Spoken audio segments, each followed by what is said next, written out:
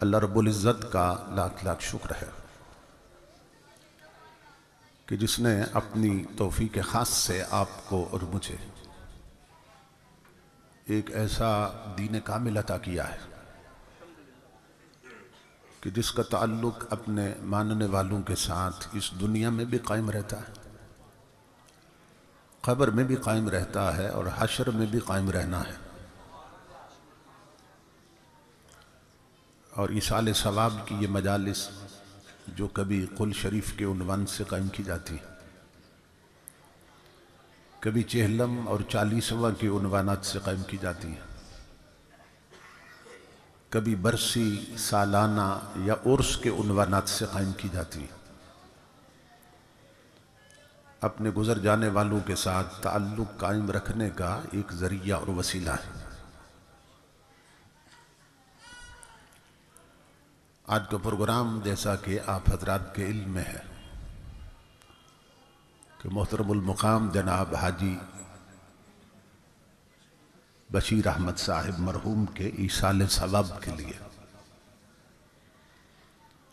उनके चेहलम के उन्वान से कायम किया गया। खुशबख्त और खुश नसीब होते हैं वो लोग जिन्हें अल्लाह रब्बुल इज़्ज़त ऐसी औलाद अता करता है, ऐसे पसमानदगान अता करता है और ऐसे लवाहिकीन अता करता है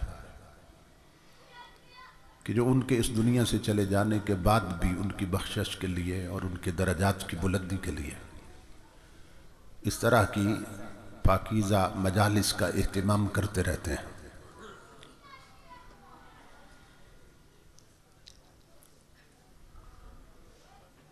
और खुश नसीब होती है वो औलाद कि जिन्हें अल्लाह रब्बुल इज़्ज़त ऐसे सहीउल अक़ीदा वालिदैन अता करता है कि जो उन्हें शरीयत के सही तरीन रास्ते पे छोड़ के जाते हैं।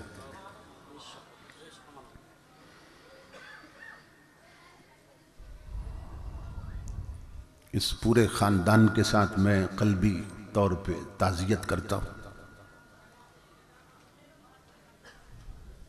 और अपने बरादर अज़ीज़ मोहतरम हाफिज़ मोहम्मद ज़िया शाहिद साहिब और मोहम्मद सलीम साहिब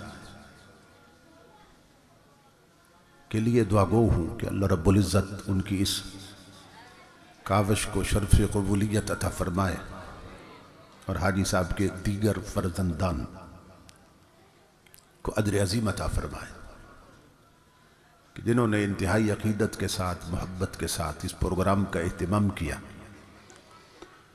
अल्लाह रब्बुल इज़्ज़त हाजी साहब की क़ब्र पे करोड़ों रहमतें क़यामत तक नाजिल फ़रमाए और करवट करवट उन्हें अपनी रज़ाएँ रहमतें और बरकतें नसीब फ़रमाए। मैं जिगरगोशा शेख़ुत तफ़सीर वल हदीस उस्ताज़ुल उलमा हज़रत अल्लामा क़ारी मोहम्मद इमरान साहिब ज़ीद मजदूह आप भाबड़ा शरीफ का शुक्रगुज़ार हूँ कि जिनके हुक्म की तामील में तारीख़ का तयन हुआ और मैं इस पाकीज़ा मजलिस तक पहुँचा हूँ। नबी अकरम सल्लल्लाहु तआला अलैहि वसल्लम का इरशाद गिरामी है, असरउ दुआए इजाबतन दावतु गायबिन लिगायबिन, कि सबसे जल्द दुआ उस बंदे के हक़ में कबूल होती है कि जो वहाँ मौजूद नहीं होता। जो गायब होता है और मौजूद नहीं होता उसके हक़ में मांगी हुई दुआ नबी अकरम सल्लल्लाहु तआला अलैहि वसल्लम फरमाते हैं कि बहुत जल्द कबूल होती। इसका सबब क्या है? इसका सबब यह है कि उस दुआ में रू रियायत नहीं होती, अफेक्टेशन नहीं होती, बनावट नहीं होती, इखलास होता है। इसलिए कि जिसके लिए मांगी जा रही है वो तो मौजूद ही नहीं है और इस दुनिया में क्या तो बरज़ख में है। तो नबी अकरम सल्लल्लाहु तआला अलैहि वसल्लम फरमाते हैं कि चूँकि ऐसी दुआओं में इखलास होता है और वो बनावट से पाक होती है, तो इसलिए वो बहुत जल्द कबूल हो जाती है। एक और हदीस पाक में नबी अकरम सल्लल्लाहु ताला अलैहि वसल्लम ने फरमाया, खैरुन नास में यनफ़उन नास, लोगों में सबसे बेहतर वो है जो दूसरों को ज्यादा से ज्यादा नफा पहुंचाता है। अब ये नफा पहुंचाना आम है, उसको पहुंचाया जाए जो जमीन पर है या उसको पहुंचाया जाए जो जमीन में है। जिसको भी नफा पहुंचाया जाए तो नबी अकरम सल्लल्लाहु ताला अलैहि वसल्लम फरमाते हैं कि नफा पहुंचाने वाला बेहतरीन इंसान है। माँ बाप के बेशुमार हुकूक हैं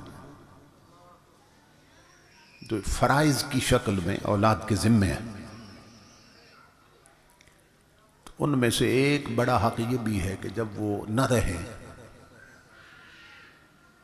और फौत हो जाए तो फिर उनकी बख्शिश के लिए औलाद आमाले सालेहा सर अंजाम देती रहे, अच्छे अमल करती रहे और उनका सवाब उन्हें पहुंचाती रहे।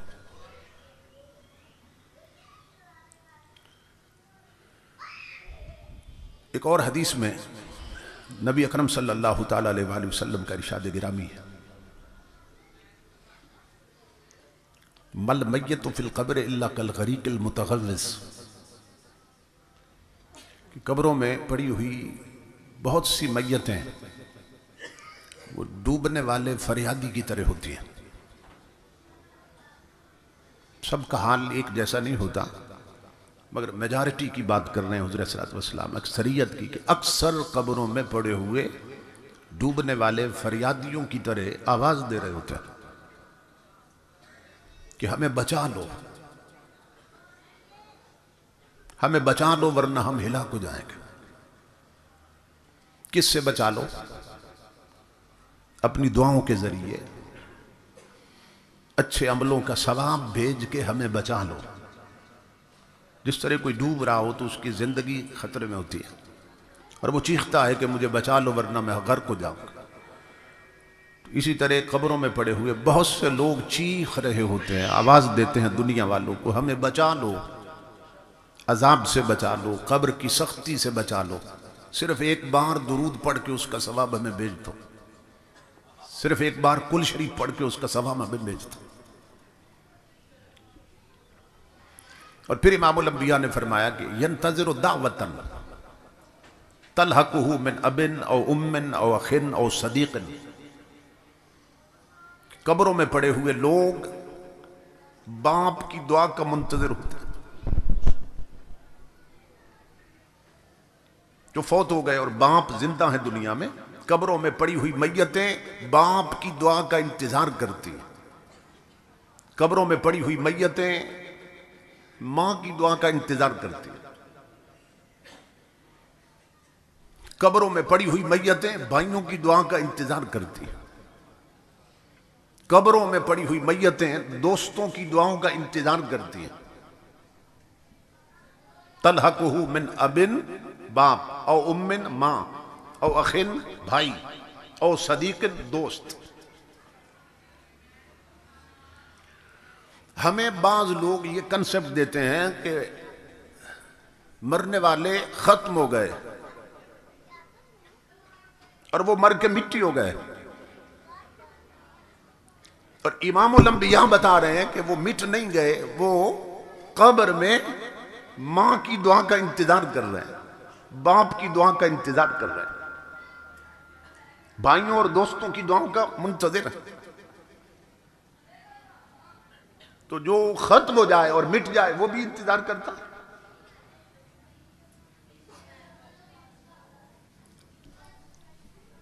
बाज लोग ये समझते हैं कि मौत शायद मिटा देती है।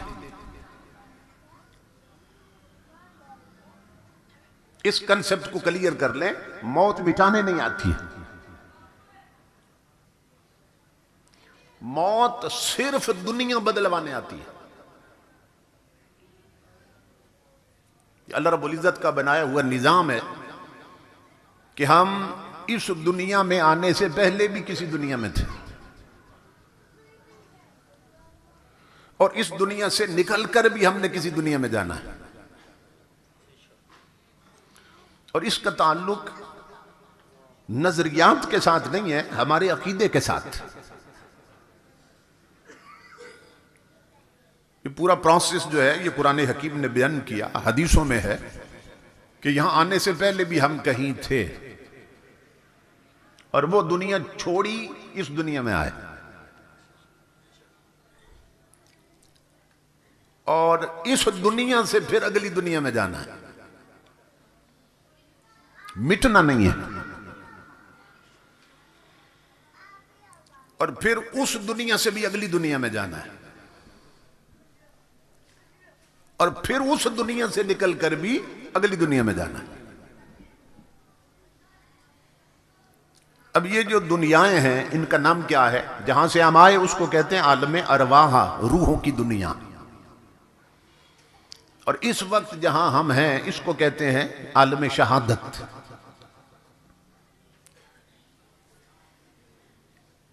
और इस दुनिया से जब निकलेंगे हम मरने के बाद तो किस दुनिया में पहुंचेंगे? आलम में बरज़ख,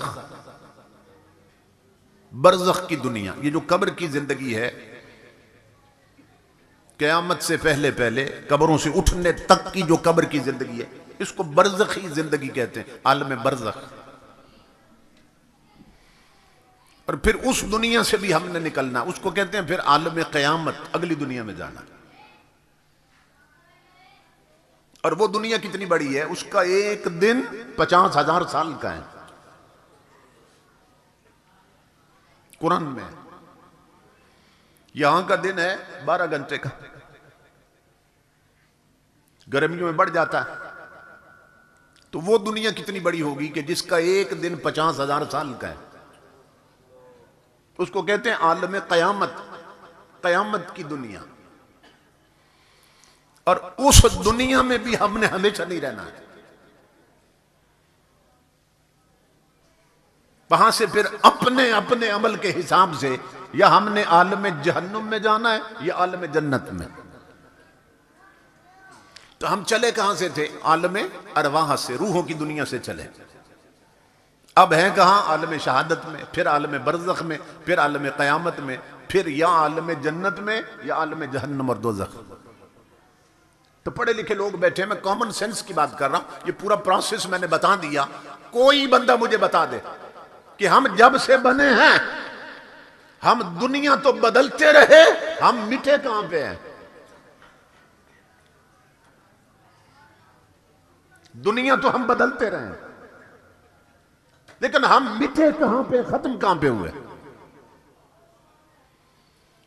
तो ये कंसेप्ट गलत है कि मौत मिटाने आती है। मौत मिटाने नहीं आती, सिर्फ दुनिया बदलवाने आती है। जिस तरह विलादत के जरिए हमने दुनिया बदली, पैदाइश के जरिए, बर्थ के जरिए दुनिया बदली तो इस दुनिया में आए, इसी तरह मौत के जरिए दुनिया बदलेंगे तो अगली में जाएंगे।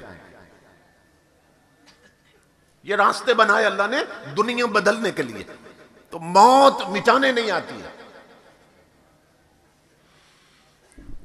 सवाल यह है, अगर मौत मिटा देती है तो इमामुल अंबिया के गुलामों, फिर बाद इलाके ऐसे हैं जहां 12-12 मील से औरतें पानी भर के लाती हैं और पैदल चलती हैं घड़े सर पे उठाकर। पानी की इतनी किल्लत, जहां जिंदा लोग पानी के लिए तरसे। अगर मौत मिटा गई तो उसे गुस्ल देकर पानी जाया क्यों करते हो? अगर मौत पे बात खत्म हो रही है, आज हमारी सोसाइटी में कई गरीब लोग, जिंदा लोग कपड़े के लिए तरस रहे हैं। अगर इसे मरने वाले को मौत मिटा गई तो 22 गज 20-22 गज लट्ठे का कफन, कपड़ा जाया क्यों करते हो?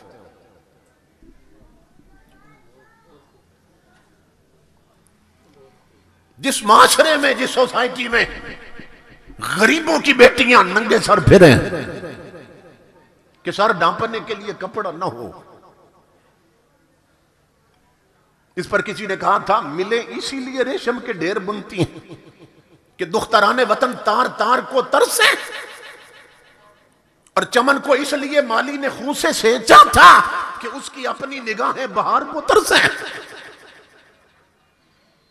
इकबाल कहता है सरमा की हवाओं में है उरियां बदन उसका, देता है हुनर जिसका अमीरों को दुशाला। जिस दौर में जिंदा लोग गरीबों की बेटियां तन ढांपने के लिए कपड़ा न पाए, अगर मैयत मरने वाले को मौत मिटा गई, इतना कपड़ा उस पर जाहिर क्यों करते हो?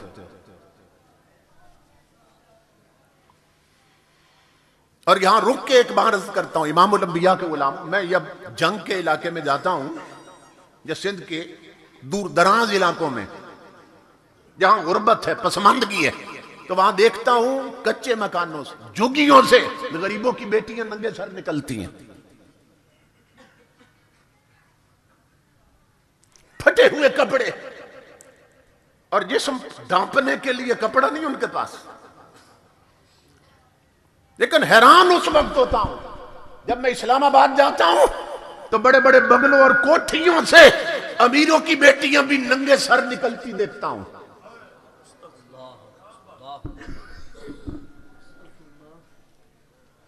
झुग्गी से गरीब की बेटी भी नंगे सर निकल रही है, कोठी और बंगले से अमीर की बेटी भी नंगे सर निकल रही है। तो क्या समझते हैं दोनों के नंगा सर होने का सबब एक है? नहीं, और गरीब की बेटी का नंगा सर इसलिए है कि दौलत नहीं, अमीर की बेटी का नंगा सर इसलिए है कि गैरत नहीं। सुभान अल्लाह, जीते रहे। किसी का नंगा सर गरीबी ने कर दिया, किसी का नंगा सर उसकी बेगैरती ने कर दिया।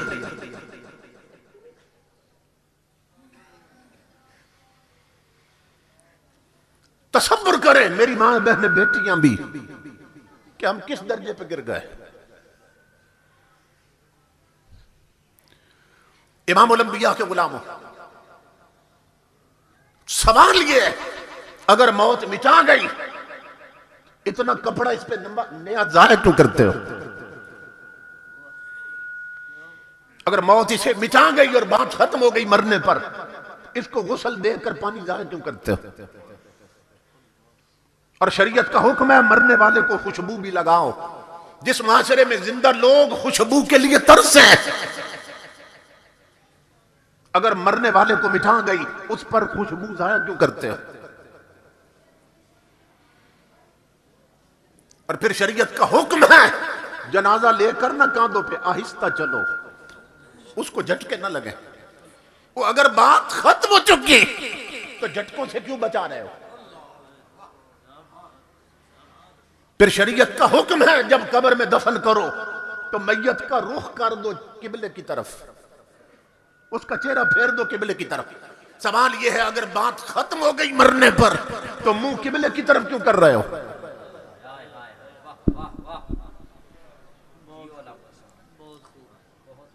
वो जो बदबख्त कहते हैं मौत मिटा देती है और नबियों वलियों तक जा पहुंचते हैं कि उन्हें भी मिटा गई।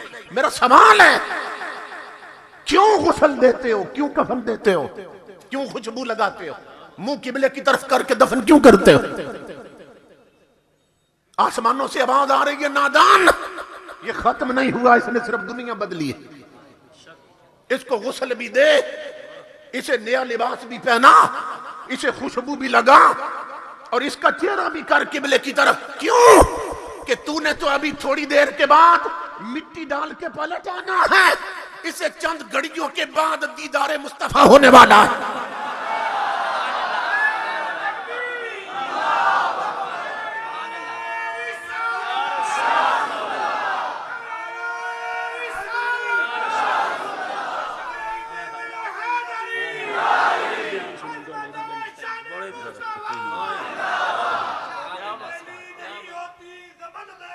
नहीं होता मोहम्मद के गुलामों का कफन मैला नहीं होता, मैला नहीं होता। माशाअल्लाह, मोहम्मद के गुलामों का कफन मैला नहीं होता। नाराए तकबीर, नाराए रिसालत, नारा हैदरी, आले नबी औलाद अली पैतन पाक जिंदाबाद, आले नबी औलाद अली पैतन पाक जिंदाबाद। सुभान अल्लाह अल्लाह साहब, वाह। अगर मौत इसे मिटा गई तो नया लिबास क्यों पहना रहे हो, खुशबू क्यों लगा रहे हो, किबले की तरफ मुंह करके दफन क्यों कर रहे हो? अगर बात खत्म हो चुकी, कहा खत्म नहीं हो चुकी, और बात तो अब शुरू होने वाली है। चंद घड़ियों बाद इसे दीदारे रसूल होने वाला है। इसे खुशबू भी लगा और गुस्ल भी दे और वुजू भी करा इसे, कि बगैर गुस्ल और वुजू और खुशबू के यार का दीदार न करता फिर।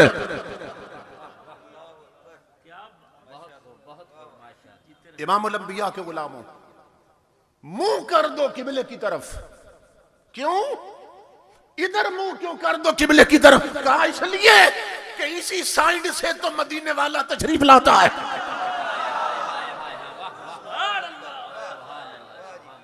इसे मौत मिटा गई। तसव्वुर करो इमामुल अंबिया के गुलामों, यही बंदा था। जिंदगी भर इसने फजर पढ़ी, इमाम आगे था ये पीछे थे। जिंदगी भर इसने जोर की नमाजें पढ़ी, इमाम आगे था ये पीछे थे। जिंदगी भर इसने असर मगरिबी शाम पढ़ी, इमाम आगे था ये पीछे थे। इसने जिंदगी भर ईद की नमाज पढ़ी, इमाम आगे था ये पीछे थे। और मरने के बाद ये क्या बन गया है कि इमाम पीछे है ये आगे है। आवाज आ रही है अर्श से, इसे आगे रखो। क्यों? ये बहुत आगे निकल चुका है। क्यों? कि इसकी आंखें थोड़ी देर बाद चेहरा मुस्तफा देखने वाली है।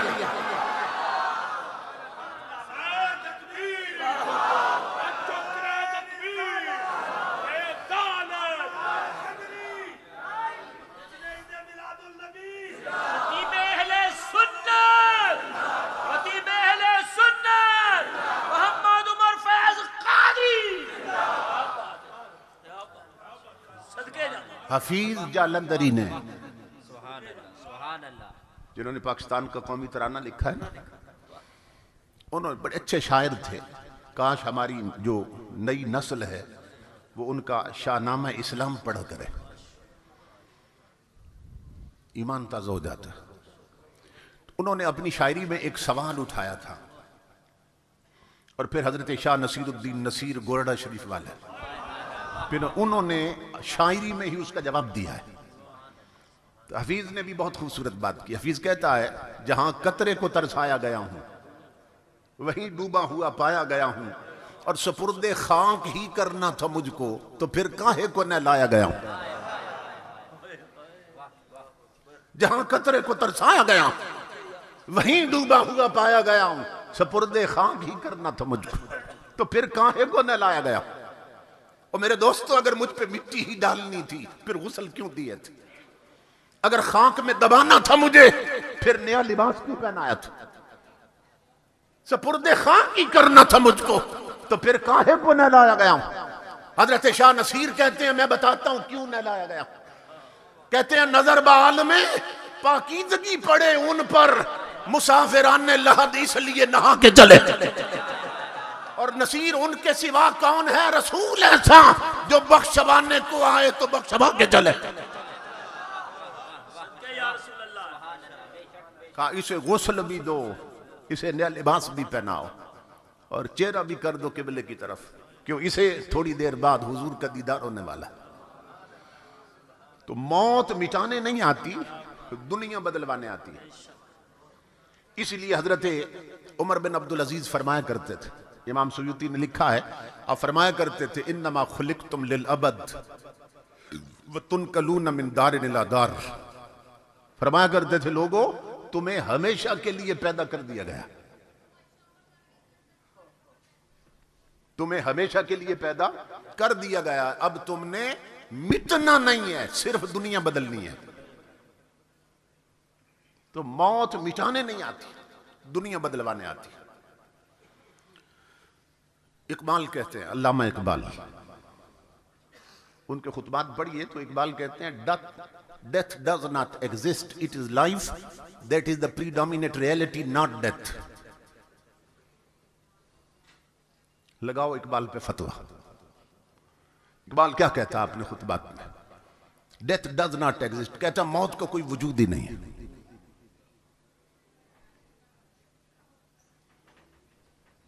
It is life that is the predominant reality, not death. Iqbal कहता है मौत का कोई वजूद ही नहीं है, हर तरफ जिंदगी है। कब्र के बाहर भी जिंदगी थी, कब्र के अंदर भी जिंदगी है। मौत सिर्फ दुनिया बदलवाने आई है, इसके जरिए से अल्लाह उसकी दुनिया बदल देता है। तो कब्रों में जाके लोग मिटते नहीं। आप हदीस सुनते रहते हैं हुज़ूर सल्लल्लाहु अलैहि वसल्लम की, गौर नहीं करते। हुजूर ने फरमाया कब्रुल मोमिन रोज़तुम मिन रियाज़िल जन्नह, मोमिन की कब्र जन्नत के बागों में से एक बाग होती है। तो मोमिन की कब्र क्या होती है? जन्नत का बाग होती है। कि हदीस सुनते रहते हैं ना, मोमिन की कब्र जन्नत का बाग होती है और काफिर की कब्र जहन्नम का गड़ा होती है। तो मोमिन की कब्र क्या होती है? जन्नत का बाग होती है। अब मुझे ईमान से बताइए कि जन्नत में मुर्दा रहते हैं या जिंदा रहते हैं?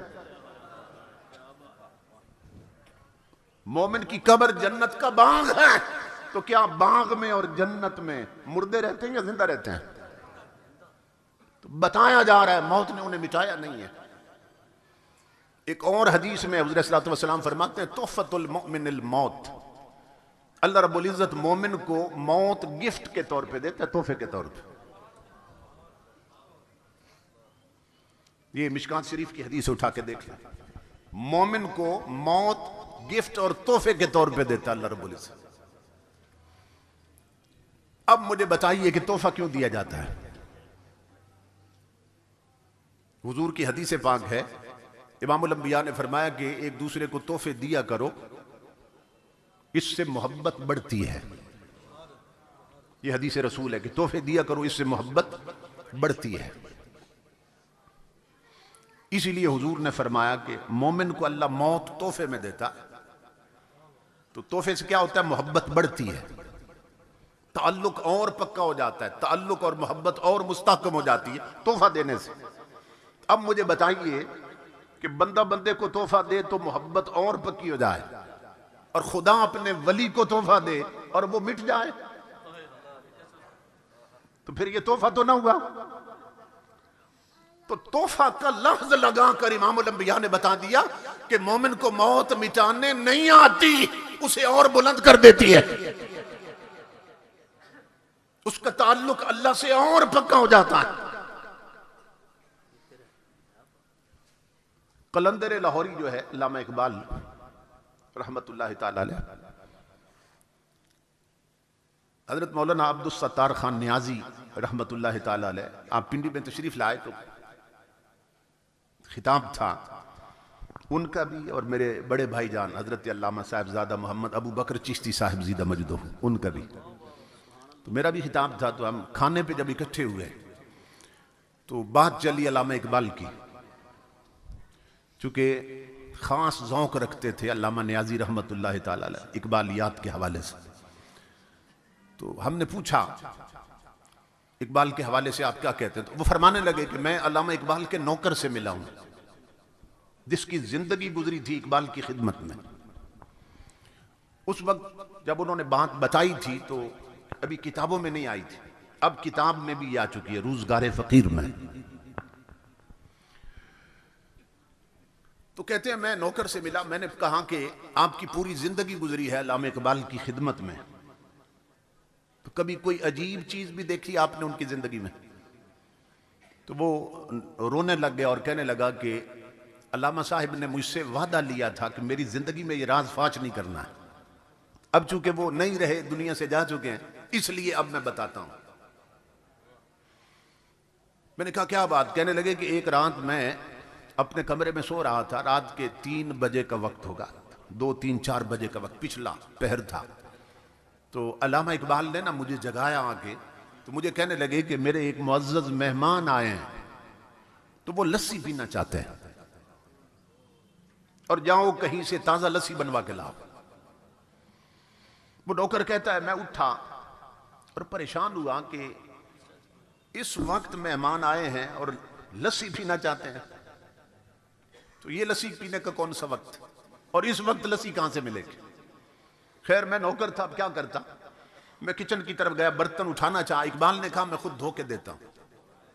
इकबाल ने अपने हाथों से ना बर्तन खुद धोया और मुझे दिया, कहा जाओ लस्सी लेके आओ। मैं आंखें मलता जा रहा था गली में, अब लस्सी कहां से मिलेगी इस वक्त। कहता मैं इसी मखमसे में था कि जब गली का मैंने मोड़ काटा ना, तो मैं देखकर हैरान हो गया कि एक खोखा बना है, एक बाबा बैठा और लस्सी बना रहा है।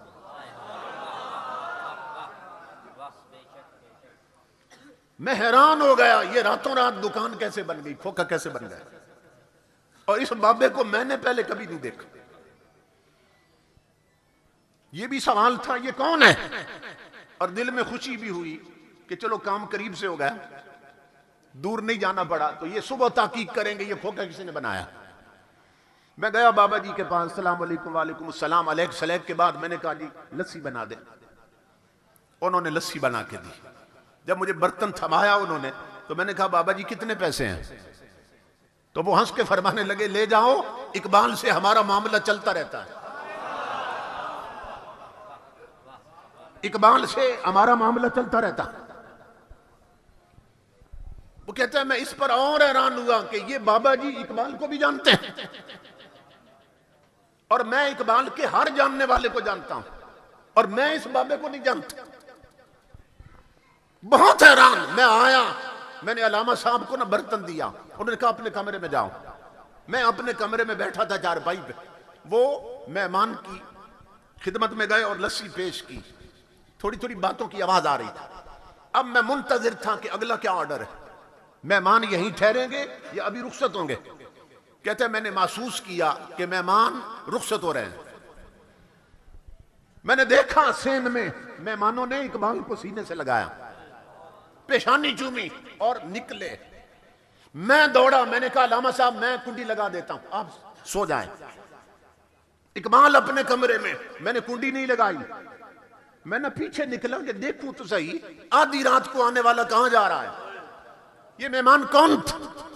वो कहता अल्लाह की इज्जत की कसम मैंने देखा कि उस मेहमान ने एक कदम उठाया इकबाल के दरवाजे से, दूसरा गली के आखिरी कोने पे रख दिया और गायब हो गए। मैं दौड़ा पीछे कि इतना बड़ा कदम जिस्मानी नहीं होता, ये रूहानी होता है। नाराए तकबीर, नाराए रिसालत, नाराए हैदरी। जिसने ईदे मिलादुल नबी, आले नबी औलादे अली पैंतर पाक, आले नबी औलादे अली पैंतर पाक, पीर सियाल पीर सियाल, पीर सियाल पीर सियाल, लजपाल लजपाल लजपाल लजपाल लजपाल। इत्थे मेरा सैयद पीर मेहर अली बोलिया। पीर मेहर अली फरमाते ने ए फुट्टी कोई सियाही हो सी, फुट्टी पंजाबी दे लफज कपास नू बोलते ने, फुट्टी कोई सियाही हो सी और दुध यारो सजना दा आग विच सही सियाला लाई हो सी जी, दुध सही सजना दा जाग सियाला लाई हो सी। नाराए हैदरी। मसलक हक अहले सुन्नत अजमत। मैं हैरान था, ये कदम जिस्मानी नहीं हो सकता, ये रूहानी कदम उठा है। मैं दौड़ा पीछे कि वो कहां गए। जब मैं गली के कोने पे पहुंचा तो और हैरान हुआ, न खोखा न खोखे वाला, मेहमान भी गायब, खोखे वाला भी गायब। मैं पलटा, इकबाल के कदमों पे पगड़ी उतार के रख दी। मैंने कहा कलंदर लाहौरी मुझे बता ये आने वाले मेहमान कौन थे, और अब ये भी बता खोखे वाला बाबा कौन था। इकबाल की ना तबीयत में जलाल था, तो इकबाल गुस्से में आ गए, कहा न छेड़ मलंगा नू, जा अपना काम कर, जाओ सो जाओ। मैंने हाथ जोड़े, मैंने कहा जिंदगी गुजरी है खिदमत में, मुझे इतना तो बता दे आज, और ये कौन आए थे और वो खोखे वाला कौन था। इकबाल ने कहा मेरी जिंदगी में वादा करो राज फांच नहीं करोगे, तो बता देता हूं। ये कलंदर लाहौरी है, ऑक्सफोर्ड और कैम्ब्रिज की यूनिवर्सिटियों का फारिग, यूरोप में पढ़ने वाला है, पीएचडी वहां करने वाला है, मगर मां ने चूंकि इसकी घुट्टी में कुरान रखा था। इकबाल ने अंग्रेजी बाद में पढ़ी, मोहम्मद अरबी की शरीयत पहले पढ़ी थी। इकबाल कहने लगा वादा कर, राज फांच नहीं करेगा जिंदगी में। मैंने वादा किया। इकबाल ने कहा सुन, अल्लाह की इज्जत की कसम, आने वाले गरीब नवाज थे और खोखे वाले दाता अली हुजवेरी थे।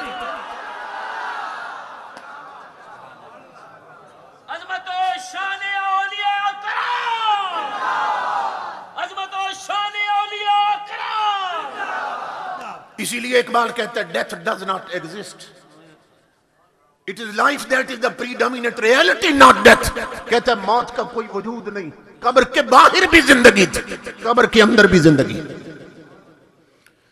इसीलिए इकबाल कहता है मौत को समझे हैं गाफिल, इख्तिताम में जिंदगी है ये शाम जिंदगी, सुबह दवा में जिंदगी।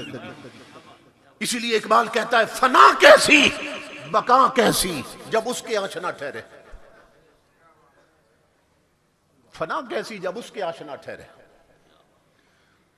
हमें जिससे मोहब्बत हो तो हम चाहते हैं हमारा महबूब मिट्टी में मिले। बोलिए, ये मोहब्बत का तकाजा है। हमें जिससे प्यार हो, मोहब्बत हो, हम चाहते हैं हमारा महबूब मिट्टी में मिले। इमाम अल अंबिया के गुलामों, तो जब बंदा नहीं चाहता उसका महबूब मिट्टी में मिले तो वो कादिर होकर अपने यारों को मिट्टी में मिलने देता है। तो मौत मिटाने नहीं आती, मौत सिर्फ दुनिया बदलवाने आती है।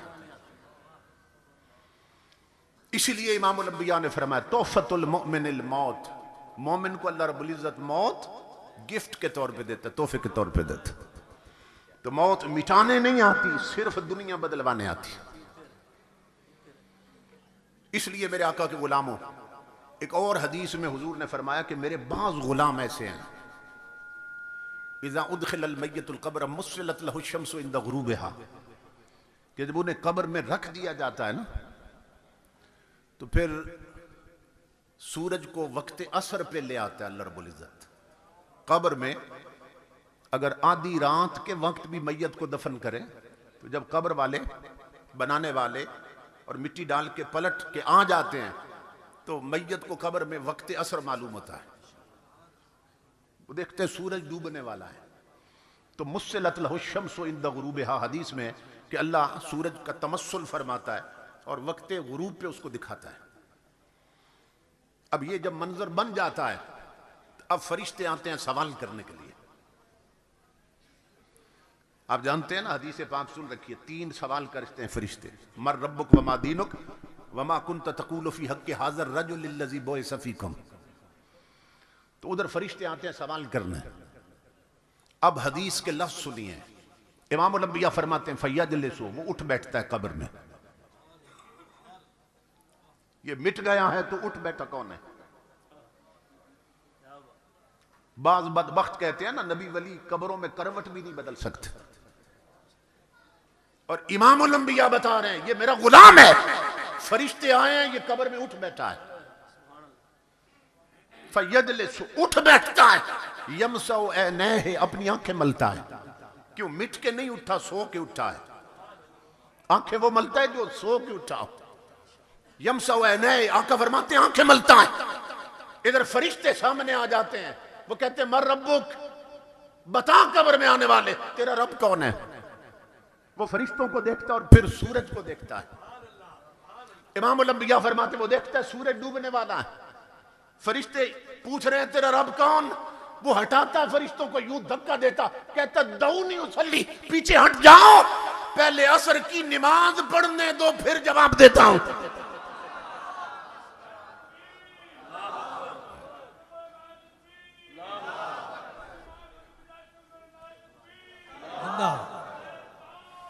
या रसूल जिंदा, या अली, लाजपाल लाजपाल लाजपाल लाजपाल लाजपाल लाजपाल लाजपाल लाजपाल लाजपाल लाजपाल। कहता है पीछे हट जाओ, पहले मुझे असर की नमाज पढ़ने दो। तुम्हारे सवालों का जवाब बाद में देता हूं, कहीं मेरी नमाज न रह जाए। ये हदीस यहां खत्म हो जाती है। फरिश्ते आते हैं, कहते हैं तेरा रब कौन? वो कहते हैं पहले नमाज पढ़ दूं फिर जवाब देता हूं। ये हदीस यहां खत्म हो जाती है। हकीमुल उम्मत मुफ्ती अहमद यार खान नईमी रहमतुल्लाह ताला अलैह, आपने इस हदीस की शरह में लिखा है कि यहां हदीस खत्म क्यों हो गई। फरमाते इसलिए कि बात ही खत्म हो गई। कुछ हुजूर के उम्मती ऐसे हैं, फरिश्ते कहते हैं तेरा रब कौन? वो कहता है पहले नमाज पढ़ लूं फिर बताता हूं। फरिश्ते उसकी कब्र से पलट जाते हैं, वो नमाज शुरू कर देता है, फरिश्ते पलट जाते हैं और फिर कयामत तक लौट के नहीं आते पूछने के लिए तेरा रब कौन है। और सबका मरना एक जैसा नहीं, सबकी कब्रें एक जैसी नहीं, लौट के नहीं आते। क्यों? कि उनके हर सवाल का जवाब इसने दे दिया। फरिश्तों को खबर हो जाती है कि जिसे कब्र में भी नमाज की फिक्र लगी है, इसकी दुनिया की जिंदगी किस ढंग में गुजरी होगी। तो ये इमाम अल-अंबिया के सच्चे गुलाम ये कब्र में भी नमाज की बात छेड़ देते हैं। ये कौन कह सकेंगे कि पहले नमाज पढ़ दो? क्या वो कह सकेंगे जो ताश की बाजी नहीं छोड़ते और सजदे छोड़ देते हैं, जो होटल पर हुक्के का कश नहीं छोड़ते और नमाजें छोड़ देते हैं? वो कह सकेंगे? क्या वो माए बहनें बेटियां कह सकेंगी जो डरामा नहीं छोड़ती और रब के सजदे छोड़ देती हैं? क्या वो जवान कह सकेंगे जो क्रिकेट मैच के लिए जुमे की नमाजें छोड़ देते हैं कि पहले नमाज पढ़ ले? क्या वो कह सकेंगे? ये कौन कहेगा जिसकी पेशानी में सजदे का नूर होगा, जिसके पांव मस्जिद के रास्ते पे चलने के आदी होंगे? ये वो कह सकेगी कि जिसने टीवी नहीं मुस्तफा का मुसल्ला आबाद रखा होगा? सिर्फ वो कह सके। तो जब सबकी जिंदगी एक जैसी नहीं तो सबकी मौत भी एक जैसी नहीं होती। तो जब सबकी मौत एक जैसी नहीं तो सबकी कब्र भी एक जैसी नहीं होती। हजरत राबिया बसरी हैं औरत, हजरत राबिया बसरी औरत हैं, मगर अपने रब के साथ ऐसी लौ लगाई कि अपने दौर के बड़े बड़े मर्दों को पीछे छोड़ गए। औरत हैं, कब्र में गई, कब्र में फरिश्ते आ गए पूछने तेरा रब कौन है? फरिश्ते आके कहते हैं राबिया मर रब्बुक, तेरा रब कौन है? ये औरत है, मेरी मां बहनों बेटियों। फरिश्तों को फरमाने लगी मन अंतुमा, पहले बताओ तुम कौन हो? मुझसे रब का पूछने वालों, पहले बताओ तुम कौन हो? उन्होंने कहा हम फरिश्ते हैं और हमारी ड्यूटी है जो भी कब्र में आए आते हैं उससे सवाल करते हैं, पूछते हैं। आपने फरमाया हजरत राबिया ने बताओ कहां से आए हो?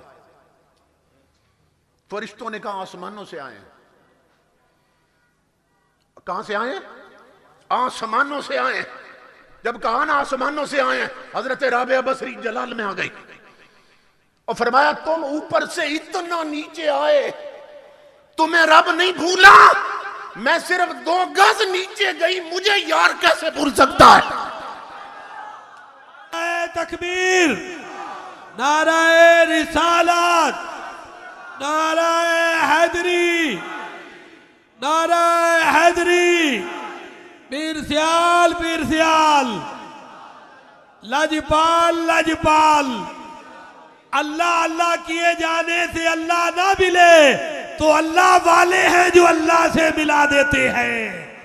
अल्लाह अल्लाह किए जाने से अल्लाह ना मिले तो अल्लाह वाले हैं जो अल्लाह से मिला देते हैं। नाराए तकबीर। क्या तुमने मेरा ताल्लुक इतना कच्चा समझा है? तुम ऊपर से इतना नीचे आओ, तुम्हें रब न भूले, और मैं सिर्फ 2 गज नीचे गई, मुझे मौला भूल गया? ऐसी भी औरतें गुजरी हैं। और हजरत बा यजीद बिस्तामी जब कब्र में गए, फरिश्ते आ गए पूछने मर रब्बुक, तेरा रब कौन है? फरमाया मन अंतुमा, पहले बताओ तुम कौन हो? कहा जी फरिश्ते हैं, ड्यूटी लगी है।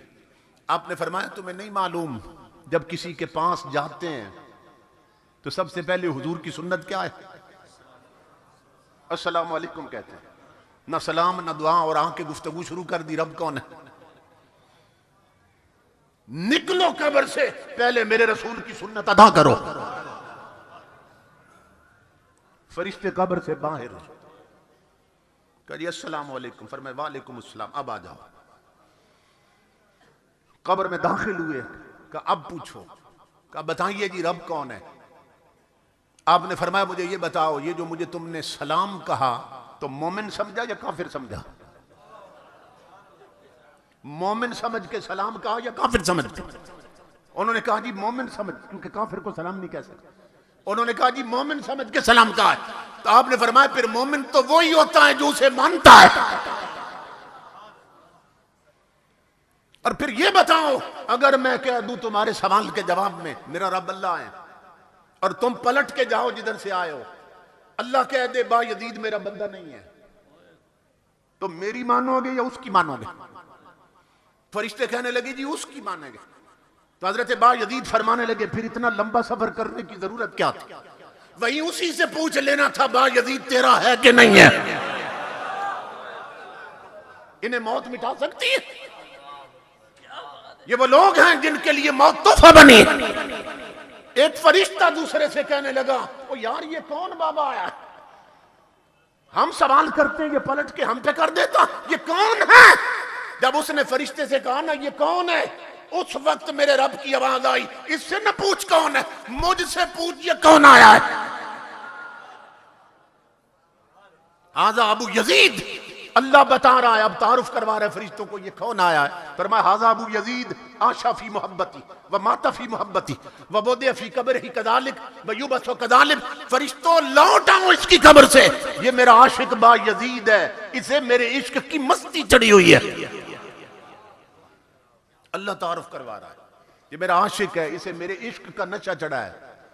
उसी मस्ती में ये फौत हुआ था, जिंदगी भर उसी मस्ती में रहा, उसी मस्ती में फौत हुआ, मेरी मोहब्बत की मस्ती में, और उसी मस्ती में कब्र में उतारा गया है। और फरिश्तों पलट आओ, मुझे अपनी इज्जत की कसम, ये कयामत के दिन भी इसी मस्ती में उठेगा। तो बताइए मौत मिटा सकती है ऐसी शख्सियत? मौत मिटाने नहीं आती, सिर्फ दुनिया बदलवाने आती। तो यहां तक तो मौत का जिक्र था। अब इमामुल अंबिया के गुलामों में आता हूं वालिदैन की तरफ, क्योंकि बेटों ने एक वालिद का चेलम किया है।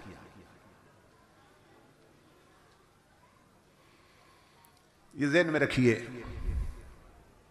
मैं ये कहा करता हूं कि जिस तरह पूरी कायनात में न दूसरा मक्का है न दूसरा मदीना है, इसी तरह न दूसरा बाप है न दूसरी मां है। ये अल्लाह रब्बुल इज़्ज़त ने ऐसे रिश्ते बना दिए हैं दो कि इनका अल्लाह रब्बुल इज़्ज़त ने बदल पैदा ही नहीं किया है। जिनके मां बाप जिंदा हैं उनकी कदर करें। बाप जो है ना छत की तरह होता है और मां छतरी की तरह होती है। बाप सर पे छत की तरह होता है और मां छतरी की तरह होती है। तो जिसका ये छत न रहे उसे मालूम होता है कि मेरे साथ क्या हुआ, और जिसकी ये छतरी न रहे उसे अंदाजा होता है कि मेरे साथ क्या हुआ।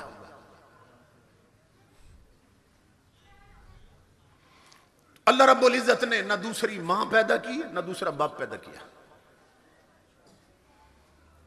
इमामुल अंबिया ने फरमाया, मशहूर हदीस पाक है, अल जन्नतु तख्त अक़दामिल उम्महात, कि जन्नत माओं के कदमों के नीचे है। इस पे कभी आपने गौर किया? मां के कदमों के बराबर नहीं है जन्नत, तख्ता नीचे है। और जन्नत है कहां? कुरान में सूरह वन नज्म में अल्लाह फरमाता है, इंद सिदरतिल मुंतहा इंदहा जन्नतुल मावा, कि जहां जिब्रील का घर है ना सातों आसमानों से ऊपर, उसके बिल मुकाबिल उसके अपोजिट पहली जन्नत। 8 किस्म की जन्नतें हैं। जो सबसे निचली जन्नत है वो जिब्रील के घर के सामने है। बाकी सब उससे ऊंची हैं। 7 इमामुल अंबिया फरमाते हैं वो जो इतनी ऊंची रब ने बनाई है वो मां के कदमों के नीचे रख दी है। आज कितने लोग हैं बेगमात की खुशनुदी के लिए मां बाप को रुलाते हैं, उनकी बीवियां खुश हैं मगर मां नाराज, दोस्त यार बेली खुश रखे हैं और बूढ़े बाप को रुलाते हैं और धक्के दे रखे। उन्हें नहीं मालूम कितने अजीम रिश्तों को उसने रद्द कर रखा। इमामुल अंबिया के गुलामों, हमारी जिंदगी भर की नेकियां हम 100 बार हज कर लें, जिंदगी भर रोजे रखें, जिंदगी भर तहज्जुद पढ़े, जिंदगी भर तिलावतें करें, जिंदगी भर कोई नेकी न छोड़े, और नतीजा क्या है? बदले में क्या मिलता है? जन्नत मिलती। तो हमारी जिंदगी भर की कमाइयों का जो हासिल है वो रब ने तेरी मां के कदमों के नीचे रख दिया।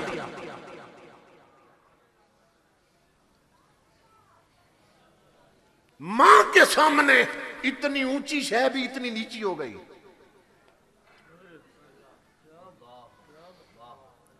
जन्नत है जिब्रील के घर के सामने, और जिस रिश्ते के सामने इतनी ऊंची भी रब ने इतनी नीची कर दी है, तो जो इतना नीचा था उसे कितना नीचा होना चाहिए था।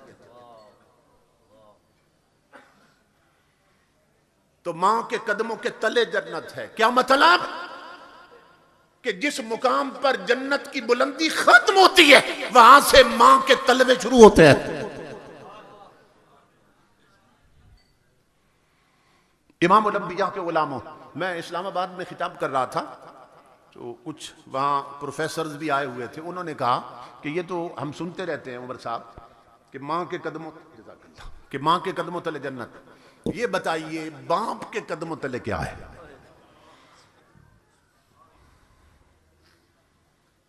ये आप भी सुनते रहते हैं ना, माँ के कदमों तले तो जन्नत, तो बाप का मुकाम क्या है? ये हदीस है, सुनो गौर से। इमाम और अंबिया के गुलामों, औरत अगर बीवी है,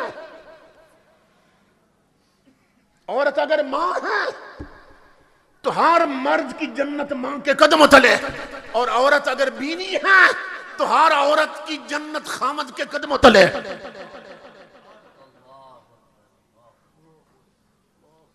ये समझ रहे हैं बात आप? औरत अगर मां है तो हर मर्द की जन्नत मां के कदमों तले, और औरत अगर बीवी है तो हर बीवी की जन्नत खामद के कदमों तले। इमामुल अंबिया ने ये जो फरमाया कि जन्नत माओ के कदमों तले है, तो इसका एक माना तो ये है कि जो मां की खिदमत करे ना वो जन्नत पा लेता है, और दूसरा माना इसका ये है कि हर औलाद की जन्नत मां के अपने इख्तियार में है। उर्दू जुबान में ये मुहावरा बोला जाता है ना कि ये तो मेरे बाएं हाथ का खेल है। क्या मतलब? ये चीज तो मेरे इख्तियार में है, बाएं हाथ का खेल है, ये तो मेरे इख्तियार में है। इसी तरह अरबी में कहते हैं फलां चीज फलां के कदमों तले है। क्या मतलब? उसके अपने इख्तियार में। तो इमामुल अंबिया ने फरमाया हर औलाद की जन्नत मां के अपने इख्तियार में। अगर मां तरबियत न करे तो औलाद को सलमान तस्वीर बना देती है, और अगर मां तरबियत कर दे तो औलाद को मुमताज कादरी बना देती है। नारे तकबीर, नारे रिसालत, नारे रिसालत, जुर्रतो बहादुरी, जुर्रतो बहादुरी। जो गाजी का दीवाना बैठा है अपने हाथों को उठा करके, जुर्रतो बहादुरी, जुर्रतो बहादुरी।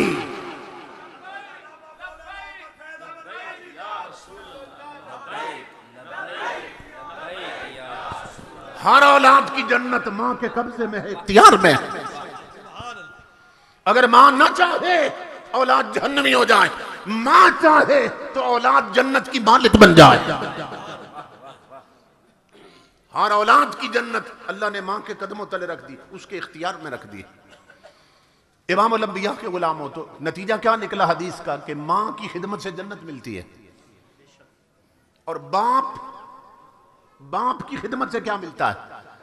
अल्लाह रब्बुल इज्जत ने फरमाया, मेरे हबीब ऐलान कर दो, रिदल रब्बे फी रिदल वालिद व सख्त रब्बे फी सख्तिल वालिद। एक तकड़ी दे दी हुजूर ने। अगर हम ये जानना चाहें कि हमारा रब हमसे राजी है या नाराज, तो इमामुल अंबिया ने एक पैमाना दे दिया, एक स्केल और तकड़ी दे दी, फरमाया इस पे तोल लो, तुझे खुद पता चल जाएगा तेरा रब तुझसे राजी है या नाराज। ये जो हदीस पढ़ी है इसमें तकड़ी दी हुजूर ने। क्या तकड़ी? इमामुल अंबिया ने फरमाया, अपने बाप के पास बैठ, उसके चेहरे को देख, अगर तेरा बाप तुझसे राजी है तो तेरा खुदा भी राजी है, और अगर बाप नाराज है तो फिर समझ तेरा खुदा भी नाराज। तो हदीस का नतीजा क्या है कि बाप की रजा में खुदा की रजा है, बाप की नाराजगी में खुदा की नाराजगी है। अब मां और बाप का मुकाम समझो। इमामुल अंबिया के गुलामों, मां की खिदमत से जन्नत मिलती है, बाप की खिदमत से खुदा मिलता है। अब जन्नत बड़ी है या खुदा की रजा बड़ी है?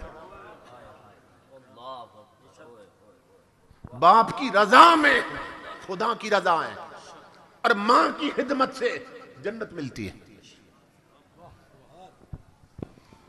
इन रिश्तों की कदर करो खुदा के लिए। जब ये नहीं होंगे फिर तुम्हारी जिंदगी पे जो मसाइब उतरेंगे फिर पता चलेगा कि क्या चला गया सर से। मेरा जिंदगी भर का तजर्बा है। मेरा चूंकि शोबा ऐसा है कि रात को कभी एक शहर में, कभी दूसरे गांव में, कभी तीसरे शहर में, तो सफर में सारी जिंदगी बीत रही। तो घर पहुंचते हैं कभी रात को 3 बजे, कभी 4 बजे, कोई टाइम नहीं पहुंचने का। तो बच्चे भी हैं, बीवी भी है, आपका भी तजर्बा है, मगर हम गौर नहीं करते। जहां मां बाप साथ रहते हैं ना, आप सफर से पहुंचे घर, जिंदगी भर का मेरा तजर्बा है। रात को 4 बजे पहुंचाऊं, 5 बजे पहुंचाऊं, 3 बजे पहुंचाऊं, जब भी दरवाजे पे दस्तक दी, अल्लाह की इज्जत की कसम, बीवी सो चुकी थी, बच्चे सो चुके थे, या बाप की आवाज आई है या मां की आवाज आई है। नाराए तकबीर, नाराए रिसालत, नाराए हैदरी। हजरत अल्लामा मौलाना उमर फैज कादरी साहब, हजरत अल्लामा उमर फैज कादरी साहब जिंदा। बीवी बड़ी मोहब्बत के दावे करती है मगर सो जाती है। औलाद बड़ी अजीज होती है मगर सो जाती है। ये एक मां है जो तेरे पलट के आने तक जागती रहती है। एक बाप है तेरे लौट के आने तक जिसकी नजरें दरवाजे पे लगी रहती हैं। ऐसे रिश्ते कहीं मिल सकते हैं? और इमामुल अंबिया के गुलामों, आपका भी तजर्बा होगा। देखिए, परदेश से बंदा घर जाए ना तो बीवी की नजर बैग पर होती है या जेब पे होती है, बच्चों की नजर बैग पे होती है, क्या लाया खाने के लिए। मां पूछती है या बाप पूछता है, बेटा खाना खाया था कि नहीं खाया था। इसलिए ताबिश ने कहा था, एक मुद्दत से मेरी मां नहीं सोई ताबिश, मैंने एक बार कहा था मुझे डर लगता। मैंने बचपन में कहा था मां मुझे डर लगता है, तो मां ने कहा अच्छा मैं जागती रहती हूं, तू सो जा। एक मुद्दत से मेरी मां नहीं सोई ताबिश, मैंने एक बार कहा था मुझे डर लगता। इसलिए मेरे आका के गुलामों, जिनके मां बाप जिंदा हैं उनकी कदर करो। आज हर शख्स की तलब है कि मैं काबे की जियारत कर लूं। हर मुसलमान के सीने में तलब और तड़प है कि नहीं है कि काबे की जियारत कर लूं। और हर मुसलमान की तलब है मैं जन्नत में चला जाऊं। जन्नत, अल्लाह की इज्जत की कसम खा के कह रहा हूं, ये कुरान और हदीस की रोशनी में बता रहा हूं। इमामुल अंबिया के गुलाम, अगर तेरे मां बाप जिंदा हैं तो तेरी जन्नत भी तेरे घर में है, तेरा काबा भी तेरे घर में है। बाज लोग ना उम्रों पे उम्र करते जाते हैं, पूछो तो 15-15 उम्रें कर रखे हैं, और जुस्तजू करो तो मां नाराज है, बाप को धक्के दे के निकाल रखा है और 20-20 हज कर रखे हैं, तो समझ नहीं आती कि वो कौन सा मुंह लेकर जालियों पे जाते हैं। जिसकी मां नाराज है, बाप नाराज, वो किस मुंह के साथ काबे में जाता है, वो किस मुंह के साथ रोज़े रसूल पे जाता है। ऐसे लोग 10 उम्रें नहीं 10,000 भी कर लें, लेकिन जब मां नाराज है ना, जाते हैं हुजूर के रोज़े और जालियों पर, तो उनका हाल ये होता है कि बड़े बदनसीब थे हम जो करार तक न पहुंचे, कि दरे यार तक तो पहुंचे, दिले यार तक न पहुंचे। वो हुजूर के दर तक जाते हैं, वो हुजूर के दिल तक नहीं जा सकते जिनके मां बाप नाराज होते हैं। इसलिए सबसे पहले इन्हें राजी रखने की फिक्र करो। आखिरी हदीस पाक सुना के मैं खिताब खत्म कर रहा हूं। एक जवान हुजूर के सहाबी थे, वो मुल्क शाम या यमन से आए थे हुजूर की बारगाह में, लंबा सफर करके गर्म रेतों पे चलते हुए इमामुल अंबिया की बारगाह में हाजिर हुए। तो हुजूर ने फरमाया, जवान कैसे आए मेरे गुलाम? अर्ज की, हुजूर मैं अब ये तहैया करके आया हूं कि अगली जितनी जिंदगी है वो सब हुजूर की नौकरी और चाकरी में गुजारनी, अब मैंने पलट के घर नहीं जाना है। मैं ये फैसला करके आया हूं कि अगली सारी जिंदगी आपकी खिदमत में गुजार देनी। अब कितना पाकीज़ा जज्बा है, हुजूर की खिदमत के लिए पूरी जिंदगी वक्फ कर रहा है। जब उस जवान ने ये बात की तो इमामुल अंबिया ने सबसे पहले पूछा, तेरे मां बाप जिंदा हैं? अर्ज की, आका जिंदा हैं। फरमाया, तो उनसे इजाजत लेके आए हो? अर्ज की, हुजूर इजाजत लेके आया हूं। फरमाया, तो जब आ रहे थे मेरी तरफ इस नीयत से कि अब लौट के नहीं जाना, तो फिर उन्हें मिल के आए हो? ये सारे सवाल हुजूर कर रहे हैं। अर्ज की, या रसूल अल्लाह मैं मिल के आया हूं, क्योंकि इरादा है कि अब पलट के नहीं जाना है, जीना मरना अब मदीने में आपके कदमों में। इमामुल अंबिया ने फरमाया, अब मुझे बताओ, जब उन्हें मिल रहे थे, मां और बाप के सीने लग रहे थे, तो वो हंस रहे थे या रो रहे थे? वो जवान अर्ज करने लगा, आका दोनों हिचकियों से रो रहे थे। जब उसने कहा ना दोनों रो रहे थे, इमामुल अंबिया के जिस्म में झुरझुरी पैदा हो, खड़े हो गए जज्बात में, उसका हाथ पकड़ा। इमामुल अंबिया ने फरमाया, इरजी इलैहिमा फाधिकुमा कमा अबकैतहुमा। वो जवान पीछे पलट दौड़, जिस तरह रुलाया इसी तरह दोनों को हंसा। वो वहां खुश होंगे, खुदा भी खुश होगा, मुस्तफा भी खुश होगा। फरमाया, जिस तरह रुला के आए हो जल्दी दौड़ो उनकी तरफ, इसी तरह वहां जाके हंसाओ उन्हें, वो वहां खुश होंगे, हम यहां खुश होंगे। तो इमामुल अंबिया के गुलामों, जिनके घर में मां बाप हैं, कायनात में इससे बड़ी नेमत नहीं है, उन्हें चाहिए कि इस नेमत की कदर करें। हजरत शेख अबू इसहाक एक बहुत बड़े मुहद्दिस, आलिम, फकीह और वली गुजरे हैं।